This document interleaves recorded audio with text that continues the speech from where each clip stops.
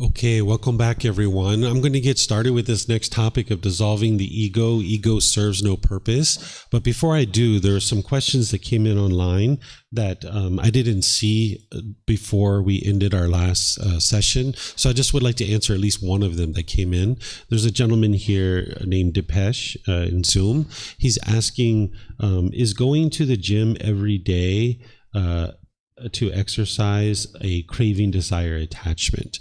And my answer to you is that it's not the action that determines whether it's a craving, desire, attachment. You wouldn't be able to say just because someone goes to the gym every day that it's a craving, desire, attachment, because the craving, desire, attachment is inside the mind. It's not the action itself. So you need to be able to see, if you don't go to the gym, are you grumpy and irritable? If so, then yeah, there's a craving, desire, attachment there. But that doesn't mean you shouldn't do it. It just means that you need to eliminate your craving, desire, attachment from the mind, so it's not longing, yearning, and craving for this to be permanent. So it's not the object or the action that determines whether something is a craving. It's what's going on in the mind and how the mind relates to this thing.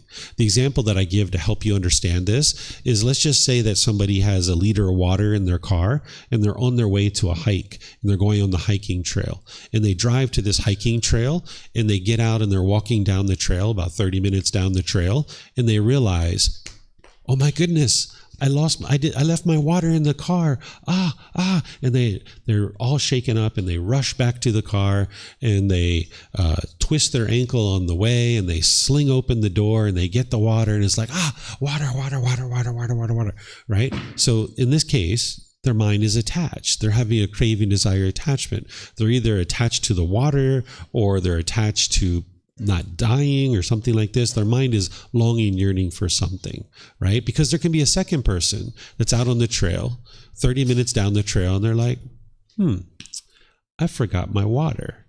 I'm going to be out here for about 6 or 8 hours. I should probably turn around and go get my water. And now you just turn around and you calmly make your way back to the car and you get your water, and it's like, sweet, I got my water. Let's go on the hike, right? So it's not the water, because the example is exactly the same. The only difference here is what's going on inside the person's mind. In the first situation, the person's longing, yearning, so their mind was shaken up when they didn't have what they wanted, right? So it's not whether or not you go to the gym or not. Just going to the gym every day doesn't mean it's an attachment. Potentially it could be, but you need to look at the mind. Is the mind longing, yearning for it? And when you get what you want, you're happy. And when you don't get what you want, you're angry or grumpy or irritable or something like that. And if that's the case, then you're going to need to distance yourself from this for a period of time, start introducing some impermanence into your life, and train your mind that you can be happy when you go to the gym, but you can also be happy when you don't go to the gym too. Because if you can only be happy when you go to the gym, your mind is attached. So you'd like to introduce some impermanence here, train your mind to be peaceful and joyful regardless of whether you go to the gym or you don't go to the gym. Okay, so that should help you there. I think it's Depesh. And I saw Jose on YouTube. You had a question too. I saved that, and then I'm going to send you a private message because I know you've been communicating with me by private message. So I think that's a better way to answer that for you. Okay. So what I'm going to do is I'm going to go into this next topic of dissolving the ego. Ego serves no purpose. The ego is like this dirty little devil that lives inside your mind that you got to get rid of. It's like a bad tenant that it's not paying rent. It's not giving you any benefit whatsoever, but it keeps sticking around.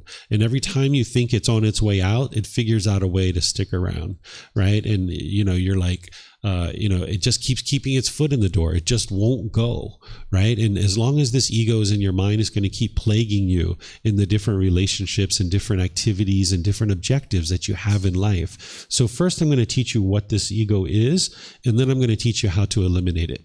So first, what the ego is it's a collection of experiences from the past or your future expectations that you have of yourself. It's accumulation of your thoughts, your ideas, your perceptions, which are your beliefs and opinions that we have of your self-image or your self-identity. The ego contains arrogance, pride, judgment, which is like measuring and comparing, putting yourself as being superior or inferior. Okay, so this is what the ego is. And during the lifetime of the Buddha, the word ego didn't exist. So he didn't use the word ego. He used the fetters of personal existence view and conceit to describe what we're combining and we're referring to as the ego.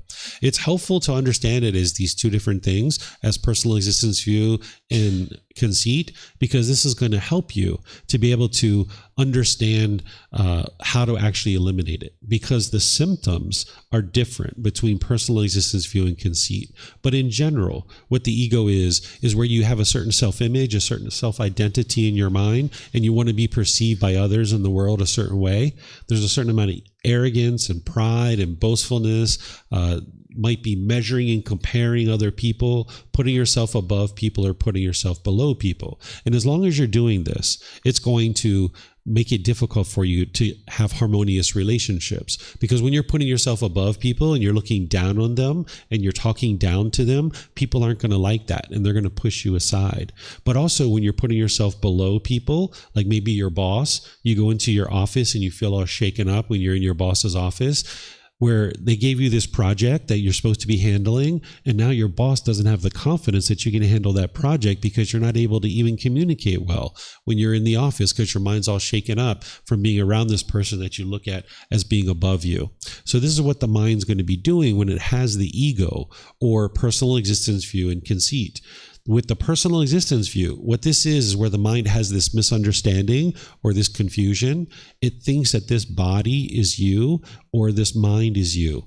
The mind is clinging to a certain self-identity or a certain self-image. There's this self-image that the mind wants to be perceived by others in a certain way. So now when you spill something on your clothes, for example, and you're in a social situation, you might feel embarrassed, because your mind isn't being perceived by others in the way that you want to be perceived. Or if you get a pimple or a mole, or you get a gray hair, or get a wrinkle, or you get a little extra fat here or there, you might be shaken up by this when you look in the mirror because you're not being perceived by others in the way that you want to be perceived. Or you might be going to the mirror, putting on clothes, checking yourself out in the mirror, and then you kind of change your clothes because you don't like the way that looks, and you can't go outside until you have the perfect combination of clothing and jewelry or makeup or handbags or things like this. And now you're kind of obsessively even trying to figure out how to do your hair, that you don't want to go outside until your hair is in exactly the right spot, right? This is the personal existence view with self-image, wanting to be perceived by others in a certain way based on the body. The mind is clinging to this body, thinking that this is who you are. And you can only be comfortable if you're being perceived the way you want to be perceived. But then when you're not being perceived that way, you experience the painful feelings.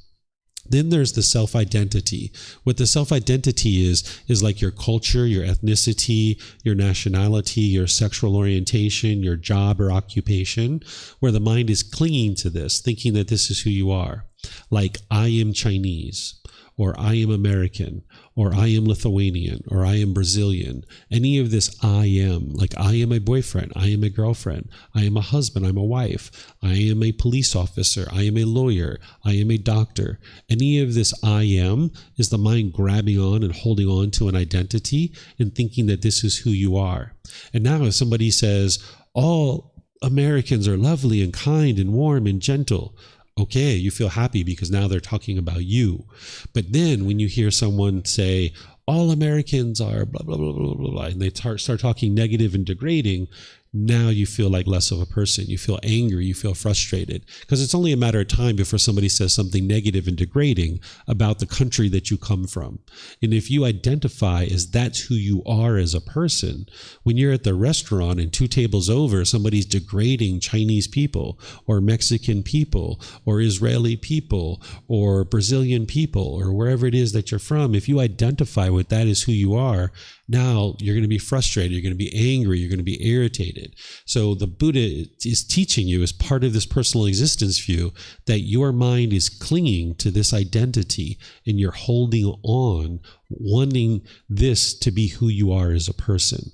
Now there's I am American, I am a Buddhist teacher, I am any of these kinds of things, where what you ultimately need to get to is where you eliminate that out of the mind, where you realize that this body was born on a land that we refer to as America or the USA, but that doesn't mean my mind has to adopt that as my identity.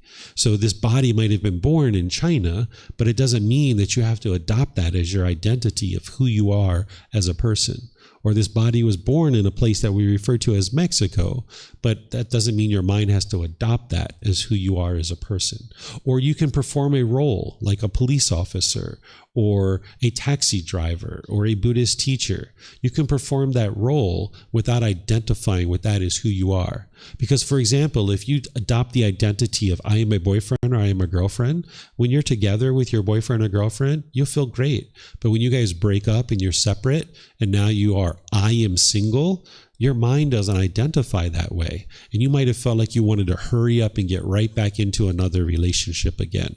You might have thought that that's going to solve the problem, when that's not actually going to solve the problem. What the problem is this personal existence view.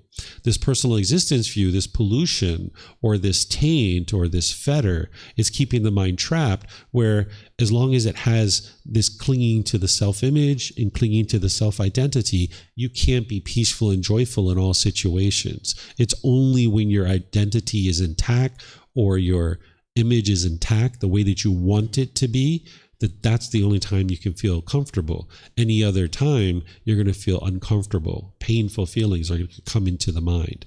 So this personal existence view is the first fetter, and it needs to be eliminated. And I'm going to teach you how to actually eliminate it with proactive training to actually eliminate it.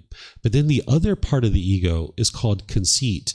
This is the one that most people are more familiar with, which is the arrogance, the pride, the boastfulness, the measuring and comparing, judging other people, of looking down on them, or even looking up to people with such awe and admiration that you feel like you're less of a person when you're around this person.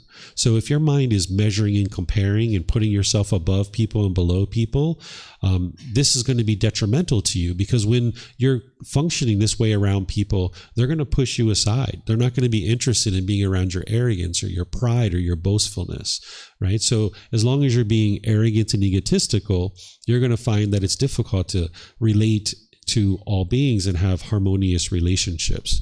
Where these things are coming from is our animal existences. That when we were in the animal existences, and that's why I'm going to be teaching that this afternoon, is that when we were in these animal existences, we needed to have conceit and we needed to have personal existence view. Without this, we wouldn't have actually survived. We needed to know who's the alpha male and who's the alpha female in our wolf pack, because they're teaching us how to hunt. They're teaching us how to survive. They're the ones who are breeding, and we needed to follow them and learn how to hunt and be better wolves. And when we were in our elephant herd, we needed to know who's the matriarch of our herd, because she's going to show us the migration paths. She's going to show us where the food is. She's going to show us where the watering holes are. And if we didn't know who the matriarch of our herd was, we wouldn't have survived. We had to follow her, right? So we needed this pecking order in the animal realm. Well, now that we come into this human realm, the mind retains that aspect of the consciousness, and now we have this pecking order that the mind wants to establish in the unenlightened state with a lack of wisdom. When there's this personal existence view and this conceit, the mind wants to judge other people and figure out, where am I in this pecking order? So when you go to a social situation, you might be asking people, so what do you do? Oh, you're a lawyer. Well, I'm a doctor. Right? Oh, you're a doctor? Well, I'm a brain surgeon, right? It's like constantly trying to figure out who's above me and who's below me, right? And this is going to just make it difficult for you, because now when you're in these situations, you have to figure out, I got to talk down to these people and I got to talk up to these people. Your mind's going to be constantly trying to figure this out, where in order to get to the peacefulness and the joy, you need to just treat all beings equally, where you can just treat everybody the same. Just be polite, kind, friendly, respectful to everybody, whether they're out there sweeping the streets or whether they're the president of your country. You just treat everybody the same. Polite, kind, friendly, and respectful, right? And this will make your mind at ease, because you don't have to figure out how to treat this person one way and this person another way and this person a different way. Your mind can just be comfortable and at ease. So this is what the ego is its personal existence view in conceit. So whenever I use the word ego, that's what I'm referring to. But I am going to break it out and teach you what each one is, which is what I just did. And then I'm going to show you solutions for each one, because the symptoms are different between each of personal existence view and conceit, and the solutions are different too. So this personal existence view is where the mind is clinging to the body or clinging to the mind and trying to form either a self-image or a self-identity and cling to this as being who you are. And now you want to be perceived by others in a certain way. And then you'll defend that. You'll defend yourself, right? Defending it meaning mentally, defend yourself, right? And then this conceit is the arrogance, the pride, the boastfulness, the measuring and comparing, putting yourself above people and below people. And if you're doing that to other people, then you're probably going to be judging yourself too. When you do something that's unwise, you might really beat yourself up about it. Because you're judging other people, you're also judging yourself. So you can get rid of both of these and get to a point where your mind is more peaceful and more joyful because you've purified the mind of these pollutions. So I'm going to pause here and see if you guys have any questions on this. And then after this, I'm just going to go into the solutions and teaching you how to eradicate these. But you need to first be able to see the problem of how these are plaguing your mind and causing difficulties for you. Because if you don't see that, then why would you ever be interested to eliminate them? So be sure you understand what the problem is here before we start talking about the solutions. You have a question? Mm-hmm. Yes, thank you. So I guess it's okay to identify with things, but not having the attach to that. For example, would you identify as a Buddhist teacher? Nope. No? Would you identify as something? Nope. Anything? Nope. As soon as you do that, you're going to set yourself up for discontentedness. Mm-hmm. You're going to sabotage your mind. So I know that I'm performing the role of a Buddhist teacher, but my mind doesn't identify as that's who I am as a person. Because even if I do this for the rest of this life, which is what I'm planning to do, at some point this being's going to die and I'm not going to be doing that anymore. So if I cling to this as who I am, your mind won't want to let go, right? Or if somebody says, all Buddhist teachers are lovely and kind and warm and gentle, you feel good. But then when someone says, all Buddhist teachers are leading people to hell, you're going to feel angry and frustrated, right? So if you identify with any of these things, you're just setting yourself up to be experiencing discontentedness at some point. So you need to purge all of that out of your mind and just realize that this body was born in Mexico, but you don't have to identify with I am Mexican or whatever your job or occupation is, that you know you're performing that role, but that you don't have to identify as that who you are. You might be in a relationship with a partner, so maybe now you are a girlfriend, but that's not who you are as a person. That sometimes you might be a girlfriend and sometimes not, and that's okay. But if you cling to it as this is who you are, when you're not in a relationship, you'll struggle during that time. I found super strange nowadays how people identify as whatever they want. And you gotta, it's not correct to tell them they're not what they are identifying. For example, the guys that says that they identify as woman, or women that identify as men, some people believe you need compassion to actually tell the guy, okay, yes, you're a woman, or a woman to tell her, oh, yes, you're a man. So is this actually compassion to tell them that they are as what they're identifying as?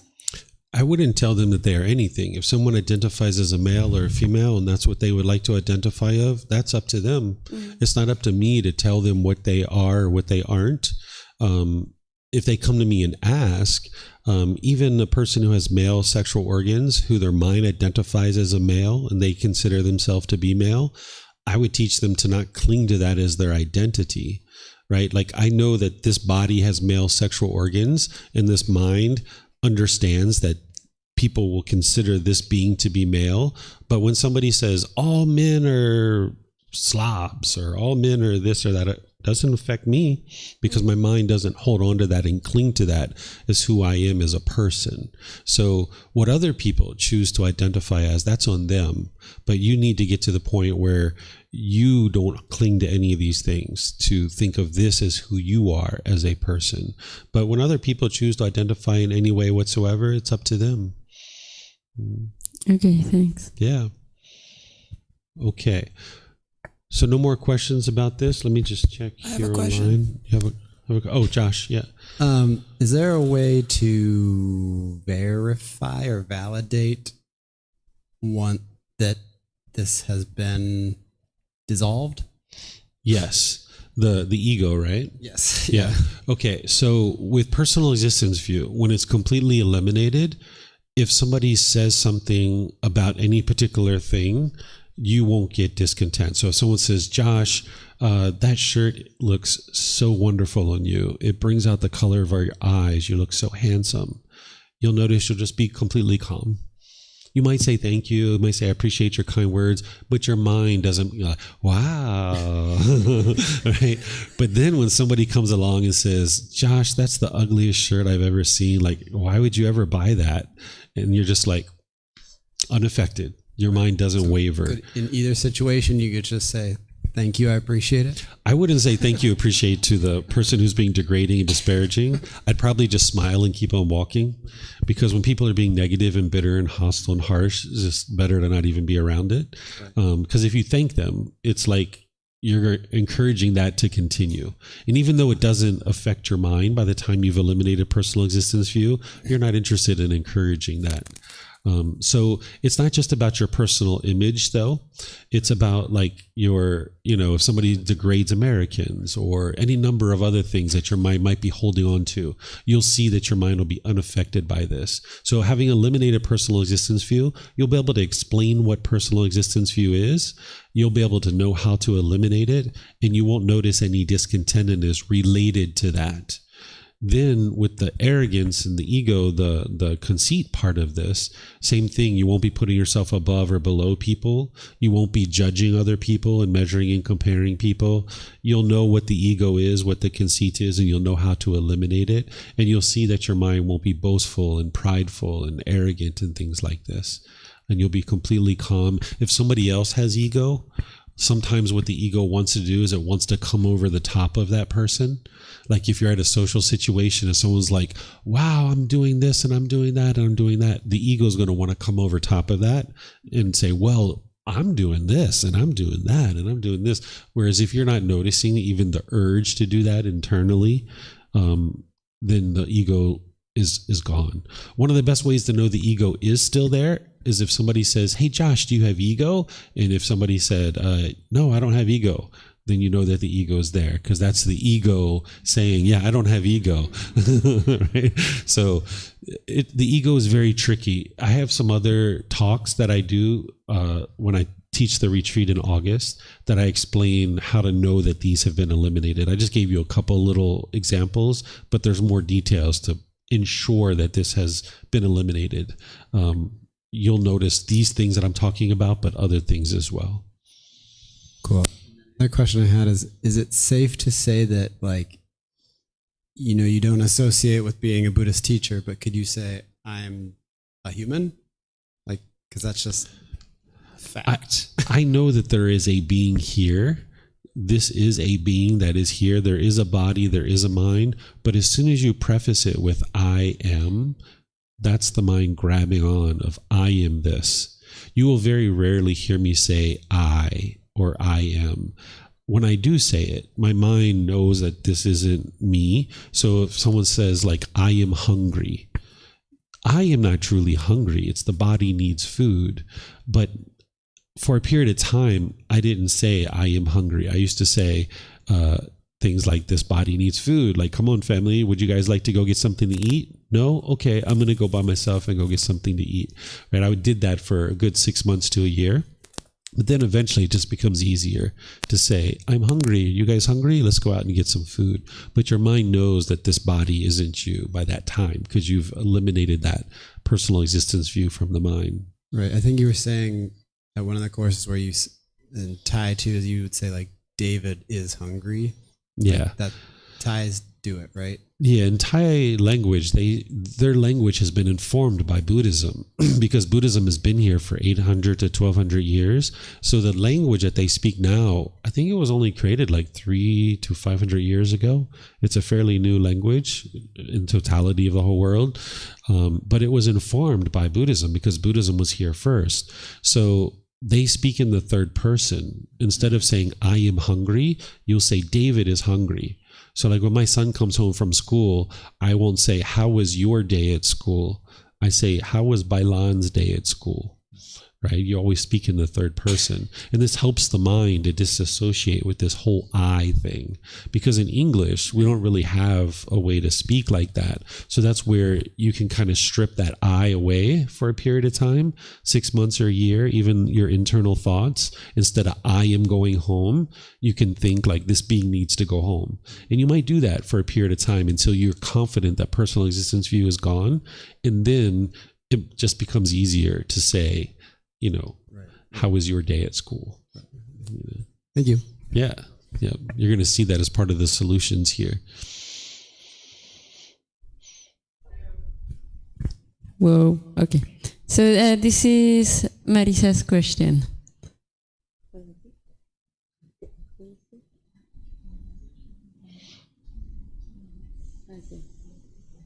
So what would you answer if somebody asked you, who are you? If it was a student, I would say, I don't exist. There is no I here. There is no you here. And I would help them understand what the universal truth of non-self is. I would say, I'm nobody. I'm nothing. Right? But sometimes when people hear that, like a nurse at a hospital said, who are you? I would say, oh, I'm the father of this child, right? Because now we need to get some service for this child, right? So I wouldn't use that in all situations, but with a student, I would help them to understand that there's no I here, there's no you there, that this body isn't me, this mind isn't me. But in certain situations, you need to say, like, I am this child's father, and can we get some medical service here? So for a student, they need to be able to learn and understand, but in other situations, it's just easier to say these kinds of things. But the other thing is that sometimes when people hear me say that I am nobody, I am nothing, then people are like, well, where's the confidence in that? There's no confidence in that. It's really easy to be a somebody. All you need to do is go out and get a couple of degrees or get a really good job or, make some money or something like this. And now you're a somebody. But it's really challenging to train your mind to think of yourself as a nobody, but maintain your confidence. So it's not like a degrading thing like I'm a nobody. It's not like that. It's like you're choosing not to wear this badge of honor and puff out your chest and walk around with a chip on your shoulder. Instead, you're like, hey, I'm just like everybody else here. I'm not a somebody. I'm just a average, everyday person, just like everyone else. As soon as we puff out our chest, wear a badge of honor, and put a chip on our shoulder, now we're walking around with this arrogance and pride. That's when people just push you to the side. So your mind needs to get to the point where you just see yourself just like everybody else. We're just all equal. If you've ever been in the airplane and you look down and you look at us running around on the roads and the streets, we look like a bunch of ants. I don't know if you guys have ever had that thought when you're up in the airplane, right? Like people running back and forth in their cars and stuff. It just looks like a bunch of ants in a line, like we're carrying products from one store to the other store to our home. It's like ants carrying a bunch of supplies back to the nest, right? Well, we're just one ant of 8 billion ants. That's really what we are. But what we're taught is that we got to go out into the world and leave our mark on society. We've got to change the world. And this is where the arrogance and the pride and the boastfulness comes in. And that's a really big burden to carry around. Instead, you can just realize like, hey, I'm just doing my thing and I'm just offering whatever I offer. And I'm just going to be humble and down to earth and just consider myself to be equal to everybody else. Thank you. You have to another translate question? all that later. I will. Thank you. All right. So now we're going to focus on the elimination of these things. This is basically what I was just sharing, but let me go through this. The ego it projects its unwholesome qualities onto others, and it will read those unwholesome qualities as coming from the other person, when in reality they're coming from your own mind, right? So let's just say, like, we are in a business meeting and somebody walks into the business meeting, and this guy is wearing the sharpest suit. He's got his hair like in the perfect order.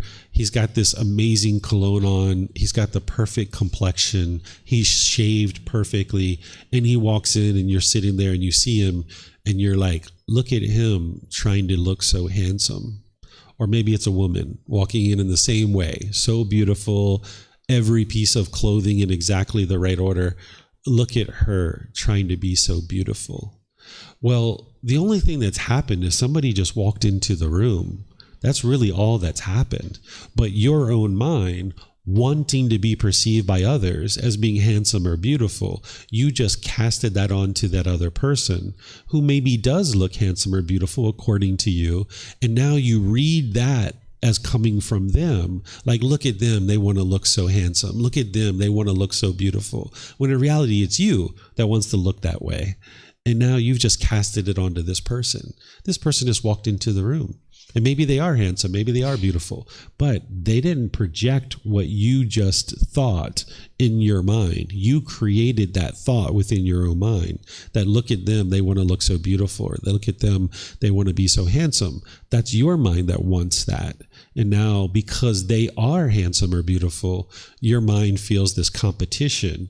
And now you've got to cast that onto them and think that they're doing something harmful, when in reality, someone just walked into the room. That's all that happened, right? So the mind will take its unwholesome qualities and it'll cast it onto somebody else, and then it'll read it as coming from them. You might be in relationships where people are calling you selfish. Like, maybe you want to go on a 2-week holiday and your life partner says, you're so selfish to leave and leave me here. You're being so selfish to leave me alone.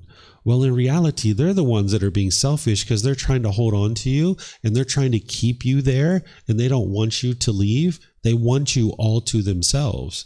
So now when you're leaving, they are being selfish and they're casting that onto you and reading it as it's coming from you, when in reality it's coming from their own mind. You guys see what I'm talking about? Yeah, this is how the ego does this. It projects its qualities onto others and reads that as coming from that person, when in reality it's coming from their own mind. It's like looking out at the world through a dirty window. So everything you see looks dirty. Okay. And what I'm going to teach you how to do is clean off that dirty window. What the mind does is it judges other people. It looks at other people and it puts you above them or puts you below them. And this is detrimental to your mind. You're not interested in having this judgment in your mind. And then there's certain perceptions that the mind has, certain beliefs or opinions that the mind holds on to. And through your own ego, you will have those certain beliefs and opinions about other people that you're clinging to. Not only does the mind project its unwholesome qualities onto others and read that as coming from them, but you can actually project your wholesome qualities. Like, let's just say you switch to be vegan, and now you're vegan, and now you feel so high and mighty because you choose to eat plant-based food. And now when you see someone eating meat, you might cast those wholesome qualities out there and be like, look at them. They should be vegan. I'm vegan. Everyone else should be vegan. How dare them eat that meat? That's so horrible of them. When in reality, everybody's on their own journey. They're in a different place in their journey. And maybe in your journey, you've chosen to become vegan, but this other person is still choosing to eat meat, and that's their choice. And we shouldn't cast our wholesome qualities onto others. Like, look at us. We're so concentrated. We're speaking with right speech, and everybody else is so far below us. This is where the mind's wholesome qualities. I don't usually get phone calls while I'm teaching. I don't know who that is. I don't know how to stop it.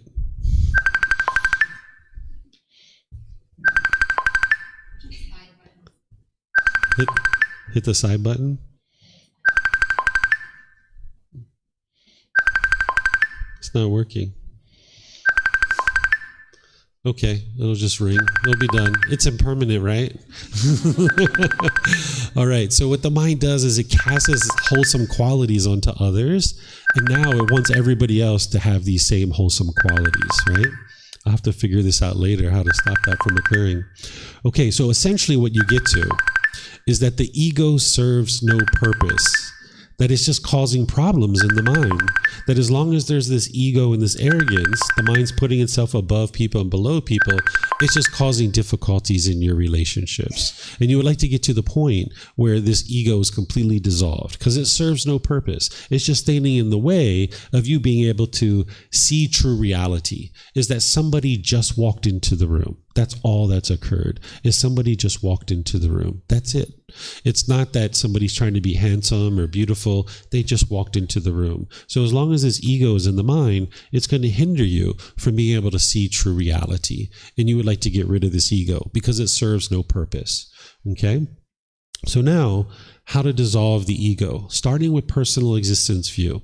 These are the detailed, proactive things that you can be doing in order to eliminate personal existence view. Good idea, Pat. That might have been who that was. We've got some new internet technicians coming to set up our new internet, and that might have been who that was. All right. So the way to eliminate personal existence view is, first, you need to receive some guidance in how to use the meditation to realize non-self. This is a meditation that you can do that will help you to get to the point where you realize that this body nor this mind is you.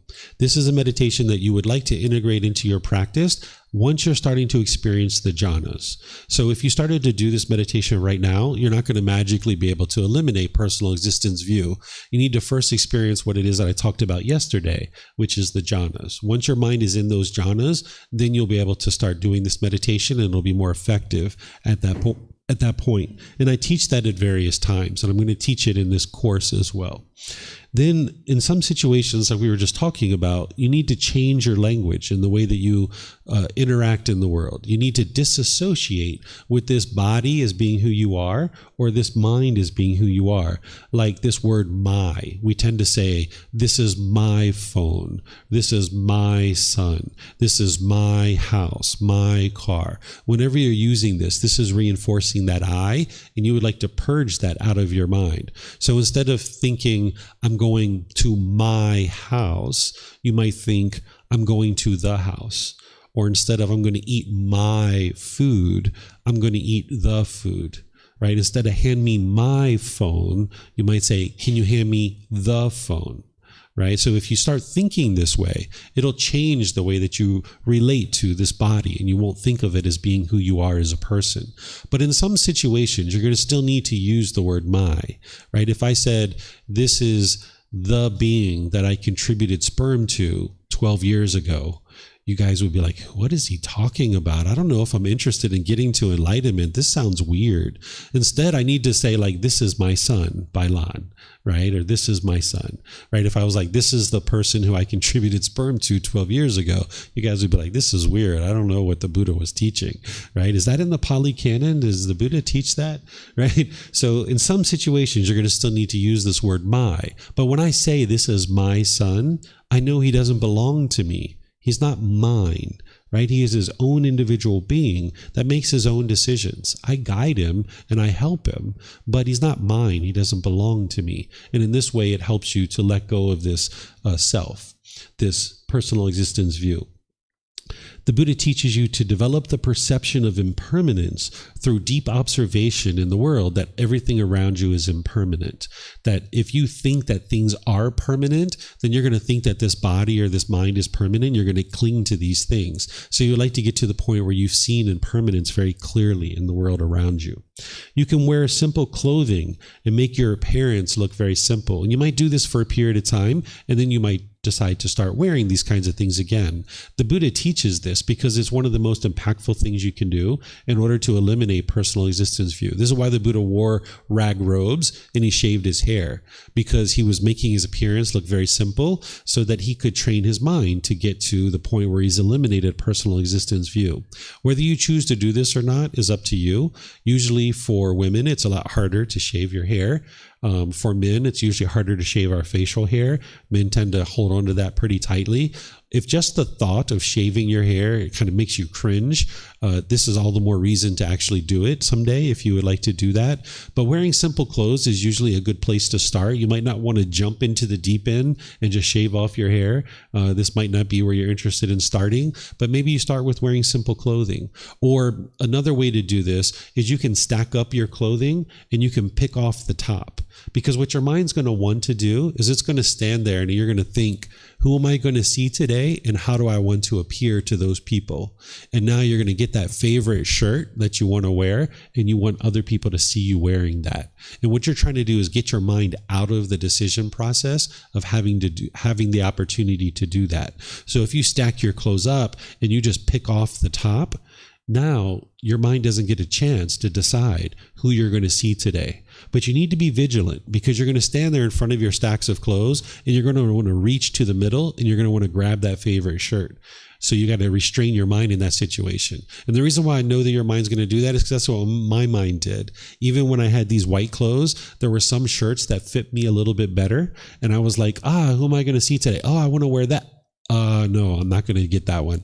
And I would pull off the top, right? Even with just all white clothes, my mind still did that, right? So you're going to be needing to restrain your mind in these situations. So if you work in a formal environment, you might have for your formal clothes and your casual clothes. And then when it's the weekend, you might pull off your casual clothes. And when you're going to work, you might pull off your formal clothes. Or if you have them in a closet, you might do the same thing. Just pick the one in the front, right? So this is what you can do with your clothing. You can get rid of your jewelry and your makeup and your scents. You can get rid of these things for an extended period of time. You might not be interested in going cold turkey to do this kind of thing. So if you have a certain watch or a bracelet or a ring or something like this that you wear regularly, you might do 1 day with it and 1 day without it. 1 day with it, 1 day without it. And then after you do that for a while, do 1 day with it, 2 or 3 days without it. 1 day with it, 2 or 3 days without it. Because if you continue to wear these things every single day, when you don't have it, you'll feel lost. Like if you have a wedding ring that you always wear and you go out, when you don't have it someday, you'll feel lost and confused. So if you're doing this kind of thing and you do have a partner that you guys wear a wedding ring, you might need to give them a heads up of what you're doing, because if they see you not wearing your wedding ring, they might have some questions for you, right? So you might decide to give them a heads up.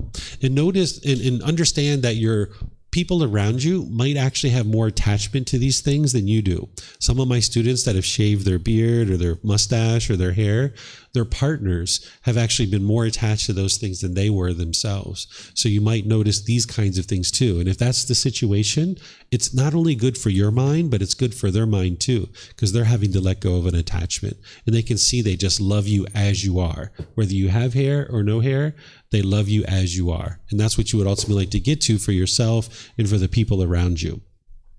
Whenever you see that your self-image or self-identity is wanting to be projected in the world, you would like to cut that off and let that go. So if you're at a social situation and you're noticing that, you've spilled something on your clothing and you're noticing that your discontentedness is arising, you would like to cut that off and let it go. So you can train your mind this way with the breathing mindfulness meditation and generosity to let go. But then in the moment, when you're seeing this starting to arise, you would like to cut that off and let it go and restrain the mind. And then seek guidance with the teacher over multiple sessions, because it usually takes, sometimes for some students, a good year just to understand what personal existence view is, and then to understand the solutions and implement those solutions and start getting the results of them. And then they're going to need help along the way. I've had various students contact me at different times with all kinds of different challenges. So anytime you have a challenge, just feel free to reach out and I'll help you. So do you guys have questions on this personal existence view before we move into the conceit? You have a question? Is it possible to do some and not others and still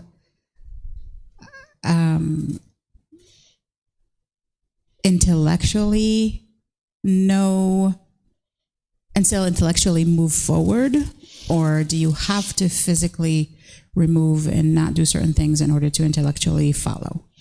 So there's first the intellectual learning with all these teachings. You need to do that part. Then you do the reflection, and that's kind of what I'm helping you do here by showing you the problems, how this makes problems.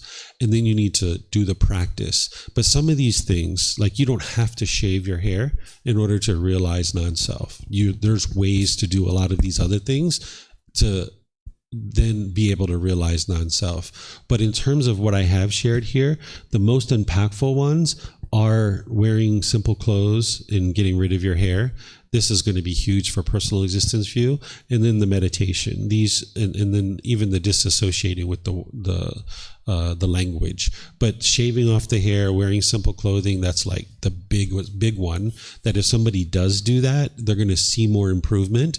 But you can still get to the point where you eliminate personal existence view without shaving your hair, for example.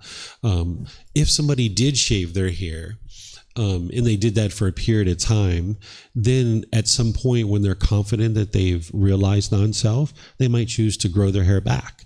And they know that they've eliminated that personal existence view, but they just choose to do it. Or someone might choose to get rid of makeup for a year or so. And then at some point, they might just choose to bring it back in because they don't identify with this body as being them. But when they go to immigration, maybe those people are judging you, or maybe you're going to a job interview and those people are judging you. You don't judge yourself anymore, but those people are judging you. And it just might be to your advantage to put on a little makeup, perhaps. And in this situation, someone might choose to do a little bit of that stuff, but they've already eliminated their personal existence view. So this is how you can kind of practice and work with the mind and challenge the mind and test it to be able to let go of this personal existence view, but ultimately you might end up doing some of these things in the future. But you've already let go of the personal existence view. Thank you. You're welcome. Okay, so now I'm going to go to the next one, which is conceit. So here, this is that arrogance, the pride, the measuring and comparing, putting yourself above people and below people. So now you're trying to train the mind to be humble and down to earth. So you can do things like saying thank you or sorry, or speak politely using sir and ma'am, or even saying I don't know. This is really hard for the ego. When somebody asks you a question, you might not be comfortable to just say I don't know. Sometimes people weave and bob and they try to say every other thing they can say except for I don't know. So in situations where you don't know, just say, I don't know. It can be very liberating and comfortable to say this. At first, it might be challenging for you, but over time, you can get more and more comfortable to just say, I don't know. That's a great question. I don't know the answer to that, right? So that will help you to become humble. And using these phrases like thank you, sorry, using sir and ma'am, not only is this polite, but it helps you to just think of everybody as being equal, that you treat everybody the same. One of the biggest ones that are going to help you with conceit is sleeping in a low position. This is what the Buddha taught, and this is what you'll see works really, really well. And that's why if you're in Thailand, you can see most of the beds are very low comparative to where we might have grown up. But if you look in cultures where beds are really high, you're going to see a lot of ego typically in those cultures. It seems really odd to think that just sleeping in a different position can actually affect the mind, but it does. This is one of the biggest, most impactful things you can do. I got rid of my frame, box spring, everything, mattress on the floor. And now getting down and getting up, in and out of the bed every day, you're going to see this really works well on your mind. So what you would like to do is have your bed at least at knee height or below. Anything over your knee height, then this is a bit too high. And it's actually hard to find a bed like that in Thailand, but depending on where you live, your bed might be higher than that. And what I would encourage you to do is consider putting it down low, either at the knee height or lower. And this is one of those things that takes you all of 3 minutes to set it up, and you're done, and you're going to be reaping the rewards of it for many, many weeks and months to follow. Because getting down and out of your bed each day, it's going to help to humble your mind. And then if there's certain tasks that you feel are beneath you, you can do those tasks. Like if you thought that washing dishes is beneath you, or cleaning the toilet is beneath you, or sweeping the floor is beneath you, you would like to do these kinds of tasks. That's going to help you. And by the way, on that last one, sitting on the floor is very helpful too. If you can, you don't have to, right? These are just things for you to consider. When you're at home, you could be watching TV on the floor. You could be reading a book on the floor, things like this. But sometimes your body isn't quite comfortable to do that. So maybe you just need to lower your position a little bit on the floor. So this can be helpful for you as well. You can listen to others teach you wisdom without any interest to teach them. Sometimes when we ask people questions and we're trying to learn, you might feel like you want to teach that person something. But if you can just ask people questions and get used to listening and learning, this is really helpful for you. And that's one of the reasons why a teacher is so beneficial for you as you're learning the path to enlightenment, because to a certain degree, you've eliminated a certain amount of ego just to be here and listen to somebody teach like this. There's a lot of people out in the world that haven't even chosen to do that. They just think like, no way, I'm not going to that temple. I'm not sitting there and listening to somebody talk. I'm already doing things wonderful. I don't need to listen to somebody else. So just coming to a temple like this and listening to somebody and learning from somebody, this is already helping to humble the mind a bit. So continuing to do this not only here, but in other places as well. This one is really helpful. It's something that they do in Thailand, which is wash people's feet. That if you wash people's feet, it's not only a way to humble your mind, but it's a way to communicate love and care, gratitude, appreciation, and respect to another person, because you can say those things through your words, but your actions speak a lot louder than your words. So sometimes you might decide to do this for your parents, for your life partner, for some people do it for teachers and people like this, people that have been impactful in your life, that maybe at New Year's or Mother's Day or Father's Day, or even on your birthday, you might choose to do this for your mom and your dad if they're still alive. In some cases, they might not be alive. This can really humble your mind to be able to just put a bowl of water under their feet, just kind of wash their feet, say to them how much they mean to you, how much they've been beneficial and helpful for you in their life. And doing this regularly will humble your mind. Now, when you do it the first few times, you might notice you're a bit shaky and you're kind of shaken up by this. And that's the ego that's being triggered. And that's why you would like to do this. So the first 2, 3, 4, 5 times you do it, you might feel a little bit odd and shaken up by this. This is the ego that's being triggered and starting to release. And that's a really good thing. So if you're ever interested in learning how to do this, I can teach you. Here in Thailand, they call it Dam Hua, which means essentially washing someone's head, is what you're doing. You usually wash the hands and usually wash the feet. This can be very impactful. That and sleeping on the floor are 2 really impactful things that will really help you. Here in Thailand, we wai people to show respect. There's a little bit of a bowing of the head, but this is becoming an international way of relating to people and saying thank you and showing appreciation. 2 years ago, when I went to Egypt, I was waiing people there. When I went to Mexico, I was waiing people in Mexico. When I went to America, I did the same thing. So even though it's in places like India and Thailand, you can really use it anywhere because it's becoming this international symbol of respect and gratitude and appreciation. And it really humbles your mind. Even when I'm riding my motorbike and I'm coming out of my village and they have the security people there, I'm usually bowing my head as I'm making my way through the gate. And this is a way to humble your mind. Okay, so you can use this kind of thing. Practicing generosity, loving kindness, and compassion, which we've talked about at different times in this course. This will help to humble your mind. Eliminating judgment, where you're not comparing other people and putting yourself as being superior or inferior. Whenever you see that occurring, cut that off. Even you're walking down the street and you see somebody pushing a stroller in the middle of the street and you're like, I would never do that. What the heck are they doing? Don't they know what they're doing? That baby's at risk. Oh my goodness. Look at those cars whizzing past. This is you judging them, right? You're not in their life. You don't understand what they're doing and how they're handling it. No need to judge them. Cut that off and let it go. Don't look at them as being below you. Don't look at them as being above you. Cut those things off. You can be kind and gentle because it's the right thing to do, not because anybody told you to do it or you're required to do it, but just be kind and gentle to people. This will humble the mind. You can ask people advice and what they've learned in life and just listen without trying to prove anything. I encourage you guys to do this with everybody, but especially older people who are, in their 60s and 70s and 80s and things like this in their 90s. they've gotten to that age for a reason. They've made a certain amount of wise decisions, and there's wisdom that you can learn from these people. So if you ask people questions and just listen, I used to spend a lot of time around older people. Even when I was younger, I was always around older people, my grandparents and their friends, and we would go to veteran homes and help and things like this. And I would just ask people lots of questions. You can learn a lot of things from them. You can help others without any expectation of anything in return or any positive benefit for yourself. Seeking guidance with the teacher and letting that teacher know the things that you've done unwisely. The Buddha talks about this. You know, in Catholic tradition, they might call this confession, where you have to confess your sins, right? But that's not the way it's thought about in the teachings of the Buddha. Instead, you would like to just share the things that you did that are unwise. If you went home and you yelled and hollered at your husband or your wife or your boyfriend or girlfriend, let your teacher know that. And then say, hey, I would like to improve this. How can I improve it?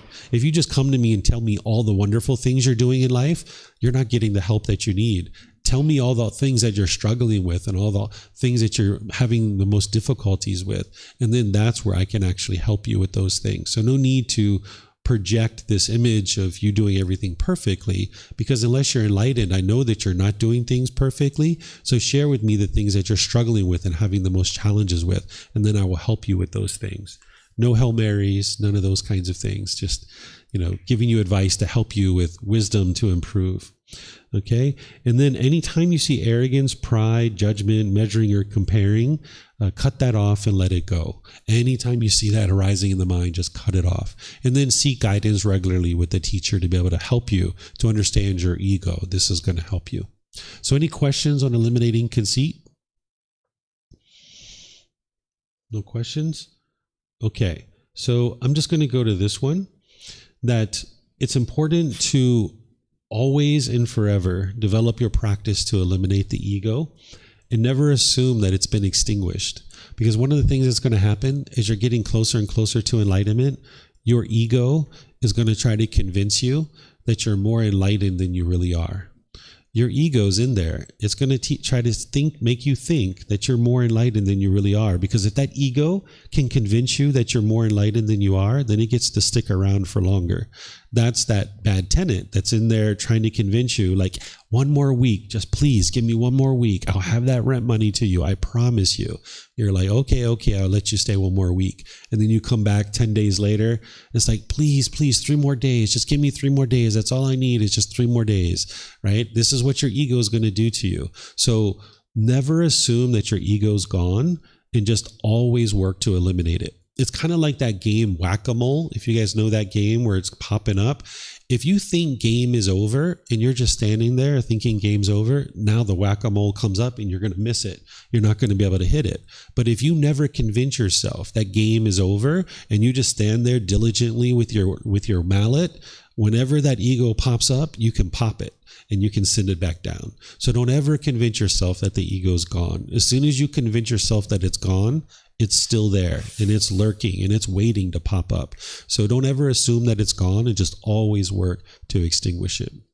Okay, so any questions you guys would like to ask about the ego? Okay, so this afternoon, as I mentioned, I'm going to be teaching you guys about moving from the animal consciousness to the human consciousness. And this ties in with the ego, because that's where this ego is coming from. I'm going to help you to understand the 5 realms of existence that the Buddha taught. And I'm going to help you to understand how the mind needs to move to becoming more and more human, because then it'll be easier for you to eliminate these animalistic instincts that are happening within the unenlightened mind. But we're going to take a nice long lunch here. It's 20 minutes after 12. So if we can be back at 1:30, which would be an hour and 10 minutes from now, we're going to start with breathing mindfulness meditation, and then I'm going to teach you this. Okay? So thank you all for your questions and your interest to learn, and perhaps I'll see you guys after lunch. Okay? Be well. Mm-hmm.